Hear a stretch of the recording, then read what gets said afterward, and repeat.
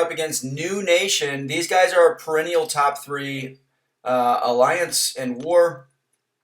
They're really, really strong. I think currently they're #1 in the leaderboard for Season 24 through 4 wars. I'm a little bit behind on this video. But big shout out to White Mummy over there. He's an officer, and he is the guy that made my amazing spicy new video intros. So thank you so much. And then also to Sammer. Sammer he's been a buddy of mine for quite a while. We've talked a lot of shit to each other. We've also talked a lot about strategy and stuff. He's a good dude. So shout out to those two. I've got a lot of fights this war. I spent my time shouting out instead of scouting out. But we are obviously going to be using Apocalypse and Magik this war. Now this first fight is a rank 2 Red Hulk. I'm going to be using some 6-hour boost this war.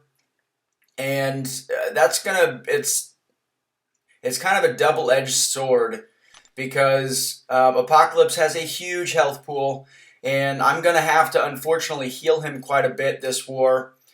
Just from standard, chip damage, block, all kinds of damage, just because I'm using him for quite a bit of fights.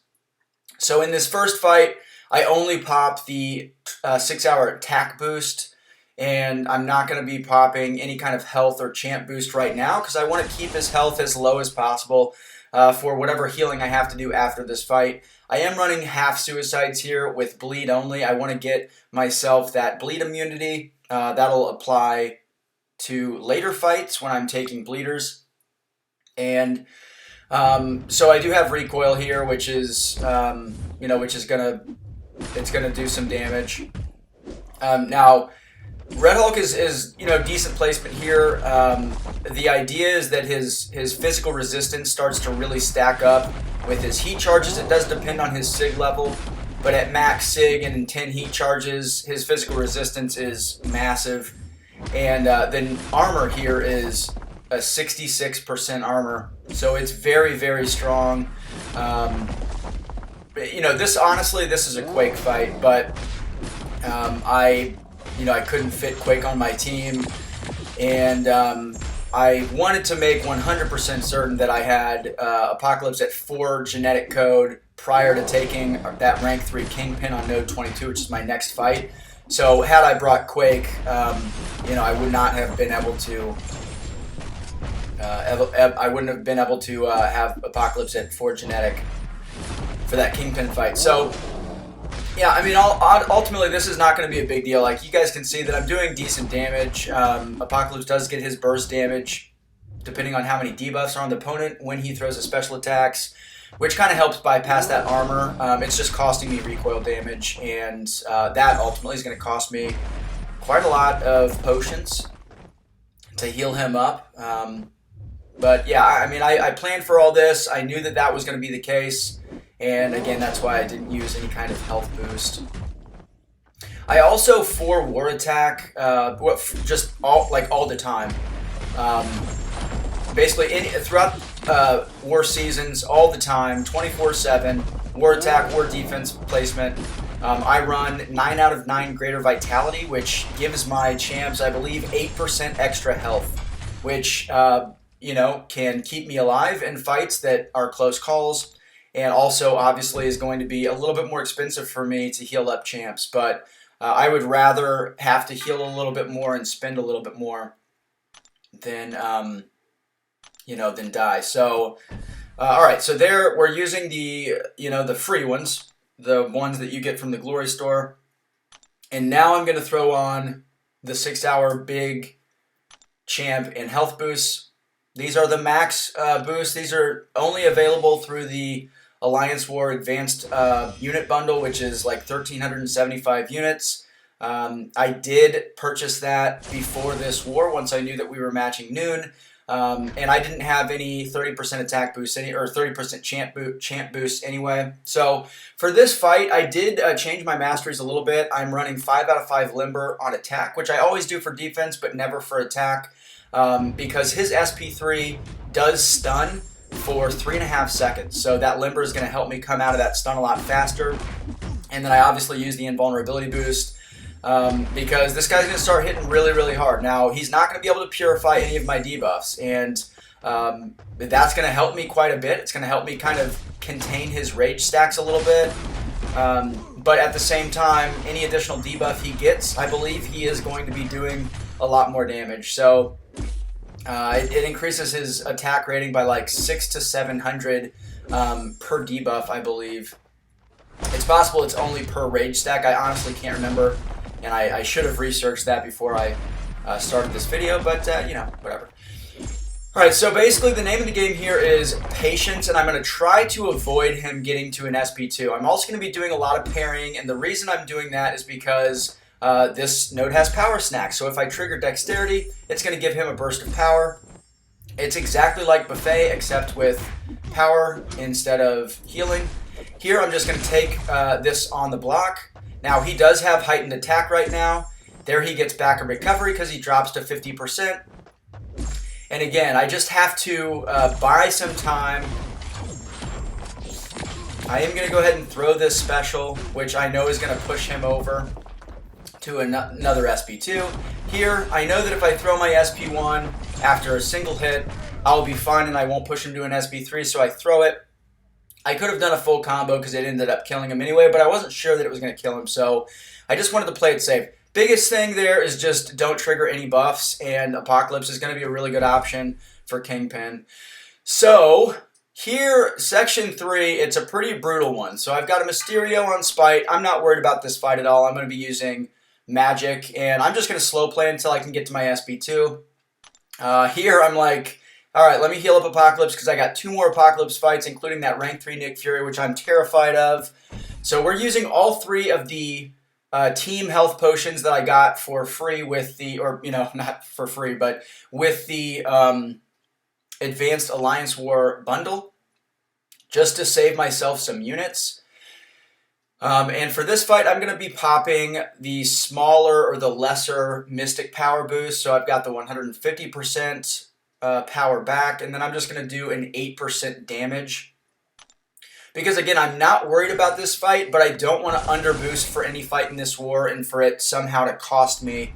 So, yeah, I don't mind using those boosts for just one fight. And they're going to come off right after this fight anyway because I need to reboost Apocalypse's specials and stuff like that. So, again, this fight I am not worried about. This is, you know, I think this, you know, Red Hulk and this fight, these are the only 2 fights that I had zero concern about. Also, I'm going to be taking Agent Venom on Node 47. I was not worried about that one either. But, you know, this is a pretty good placement. You're not going to want to Quake this guy, obviously, because he's immune to ability accuracy reduction. But again, as you guys can see there, just slow playing. I am going to hold my block here so that I can try to bait a heavy attack or reparry him. I'm able to get off a reparry, and now I've won the fight. So, Limbo, I'm hoping, is going to help me a little bit to heal up some of the lost damage, and it's going to at least heal up the recoil damage. And then here, I want to wait to kill him until my Limbo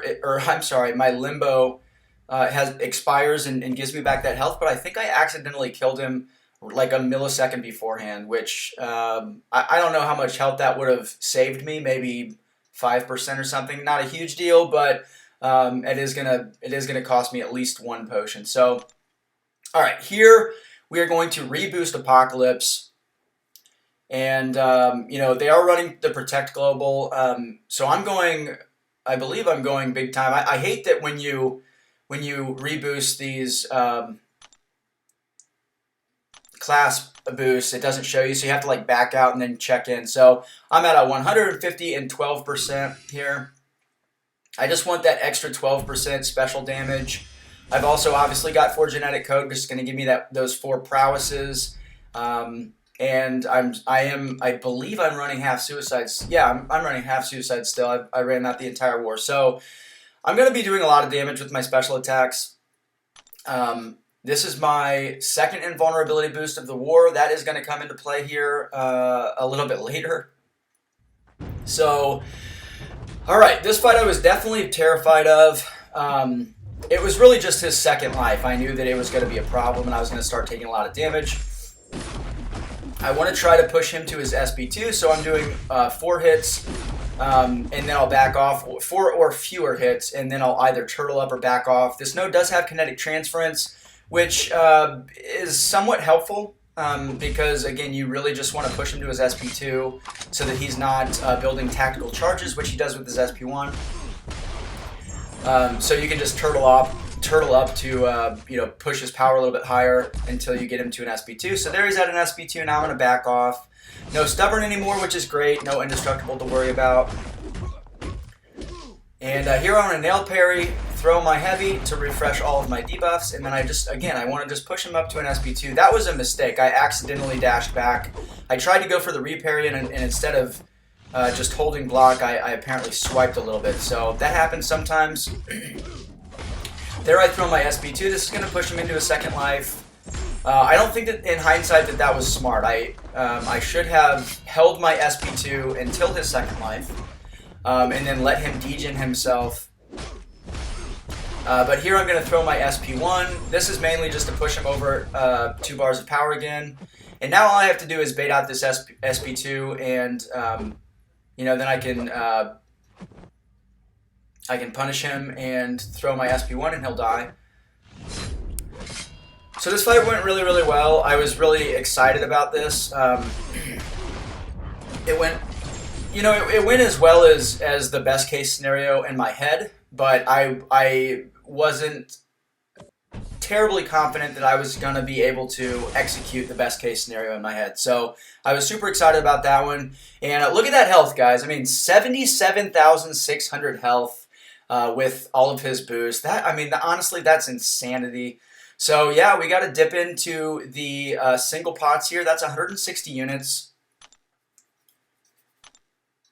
And so yeah, we're going to. I backed off just to see if there was a better way for me to do this, but all right, we're just gonna put 1 into him because, again, I'm not worried about this fight.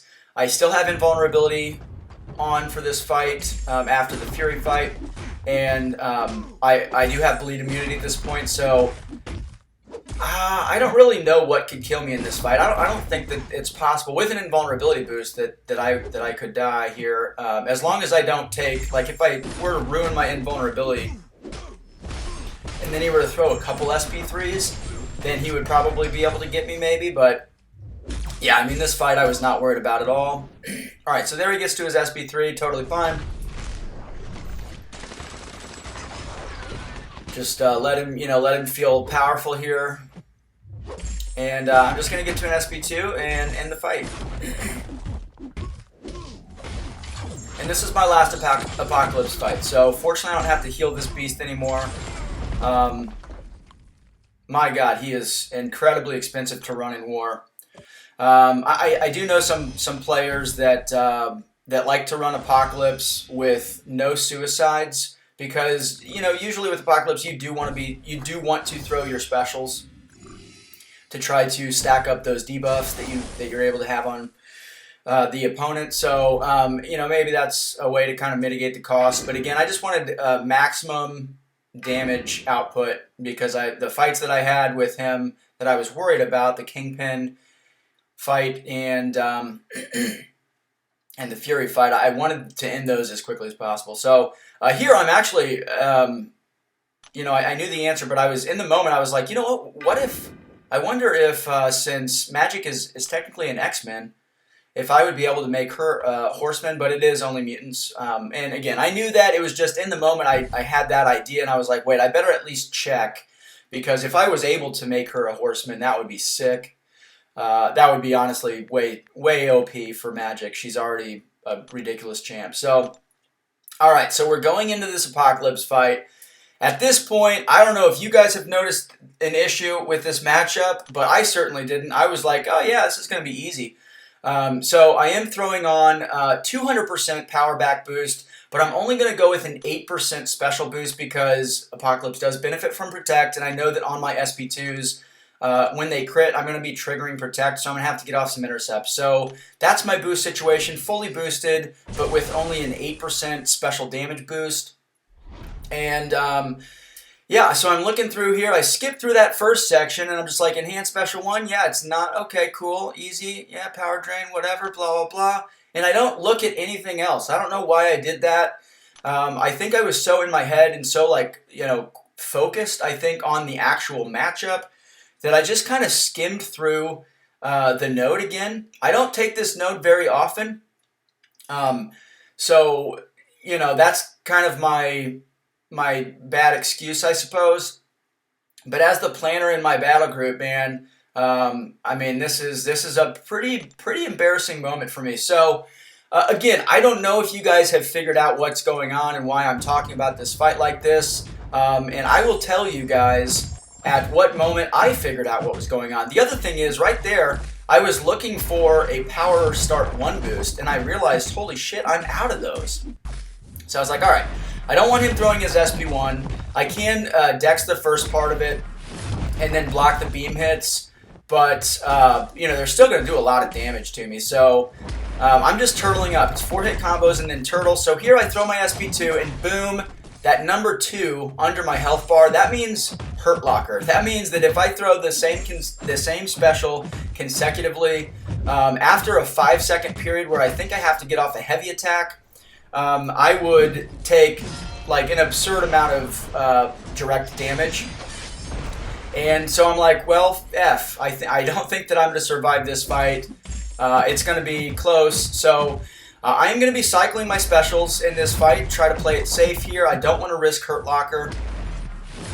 That 5-second window really is not great. And really the reason it's an issue here, obviously, is you're never going to be able to lock him down for long enough to launch another special and then get back to your SP2. Now, what I should have done here, and I don't know why I didn't, what I should have done there was throw off my SP1. Obviously that's so obvious, but in the moment I was focused on removing that protection from him it was on him from my SP2. Remove the protection with an intercept, and by the time I kind of realized that I had done that, I was already over an SP2, so I had to wait to the SP3 because of Hurt Locker.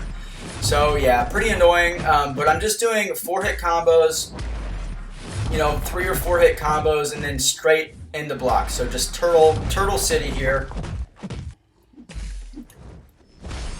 Alright, now again here I can just block the beam hits. It's really just that first part of the SP1 that I have to worry about. So again here I should look for an in and throw my SP1, but I'm so concerned about that protection and getting that removed that I don't do it. So there I was just like a tad late on that intercept. I'm usually on the money on my backdrafts, but that one I think I was just a little bit late. So he popped me a little bit. Not a big deal because I'm crazy boosted right now, and he only gave me 2 hits, which I appreciate. But yeah, really, I mean, my concern is that I've got that 1 protection on him, and now I'm a little bit concerned about my backdrafting. Like it just kind of shook my confidence a little bit. So, but we get the backdraft intercept there. We're going to do another 4 hits in the block. Another 4 hits into the block. He's doing a good job. He's doing his part. And here I'm just going to throw my SP1, and I'm able to get through that fight. But definitely kind of had a freak out moment when I threw that first SP2, man. I was like, yeah, I don't think I'm going to be able to get through this. And I had to go to like an extreme turtle strategy. And fortunately it worked out. He only threw 2 SP1s, and I was able to avoid both of them. So, all right. And yeah, here's where it gets crazy expensive again. We got to heal her up. You see, I'm down to 3 items. Ridiculous. I don't know how many units I spent on this war. If you consider the Alliance War, Advanced Alliance War bundle, it's like, 1,800 units or something. 18 to, I don't know, some like 18 to 2,000 units. For this war, basically. But, all right, so this fight is going to be a little bit different than I had planned because, again, when I was planning this, when I assigned this to myself, I was like, all right, I'll just use a Power Start 1 boost for Apocalypse and Sorcerer. Perfect, easy magic fights there. And, yeah, obviously the Apocalypse fight went a lot differently because I forgot about Hurt Locker. And here I got to use the Invulnerability. It's my 3rd Invulnerability boost of the war. And I'm doing that again because this is New Nation. I am not going to die in this war. I'm just going to spin what I have to spin, boost what I have to boost, but I don't want to die. So, you know, if you guys remember last season, I took this fight without a Power Start 1, and I just got popped by an SP2 and I exploded instantly. So I was very, very conscious of that in this fight. I was able to bait out that SP2, get to my own SP2, and now the fight's over. It's just a matter of how long it takes. And I am going to be very aggressive in this fight with my backdrafts. A lot of times, especially if I'm in a, you know, I cannot die under any circumstances mode, a lot of times I'll be more conservative, so I'll just do 5 hits. After a backdraft, I'll back up and then I'll parry instead of, or 4 hits, back off, parry, or I'll do 5 hits and then parry in the corner. But yeah, I mean, I know how boosted I am right now, and I don't know. I think after that Apocalypse fight, I was like, yeah, man, I'm kind of in the zone right now. So I'm just being super aggressive here, and yeah, it's gonna end up working out. So this is gonna be my war, last fight of the war. I can't remember how many fights I had. It was 7 or 8, but a pretty big war for me. I think that this is the most fights that I've given myself in a while. Maybe the last couple seasons. But BG3, man, I was so proud of our group. I will show you the final score here after we get to the War Complete screen, which is one of my favorites.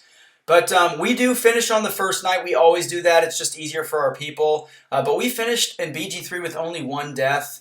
And yeah, let's take a look at this. So no deaths, but I used 12 items, a freaking crazy expensive war for me. That's a bummer, but at the same time, I was pumped about our group, and this is what BG3 finished with. So we ended up tying their BG3, 50-1 apiece, pretty cool. And I ended up getting a silver card. I actually usually hate making cards for myself because, you know, I get a lot of joy out of making the cards, and it feels kind of wasteful for me to give one to myself when somebody else would be excited. But it is what it is. I earned the card, and then, of course, we've got Phase and Rez, also with the gold and platinum cards. But that is it, guys. I hope you guys enjoyed this one. Leave a like and a comment, subscribe to the channel, and I'll see you in the next video.